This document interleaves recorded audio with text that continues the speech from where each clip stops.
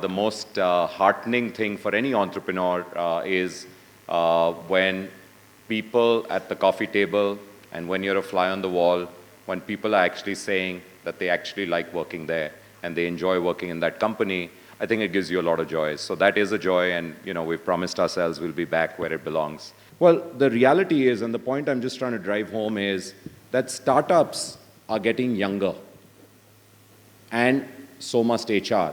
Founders are young, people who join them are even younger. Of course, people get an Eric Schmidt to come and run Google, and people will get a Steve Ballmer to come and run, Microsoft, and now you'll have Nadella. But fundamentally, those companies and these new age companies are so young that I think HR needs to change as well. And HR needs to stay young and needs to maybe metamorph a bit and stay in time with the changing kind of trend. When you fail in anything, even in a product launch, even in a speech, in a presentation, you actually sit back and you think a lot. That's a very long evening, and it's a very long drive home, and it's a long night, and you don't sleep. And there are many nights that you don't sleep, and you say, like, what went wrong? And it's a great time to learn. I failed spectacularly before starting Make My Trip in a company called AMF Bowling. I was crazy enough to try to bring the sport of 10-pin bowling to India after a banking career, but that's another story. But the fact is, I tried very hard for 4 years plus to make that work. I thought the time has come and India will go bowling. Instead of putting in a target of 2,000 lanes, I managed to put in 200 lanes. It was a spectacular failure from a financial point of view or from a target's point of view, but it taught me a lot.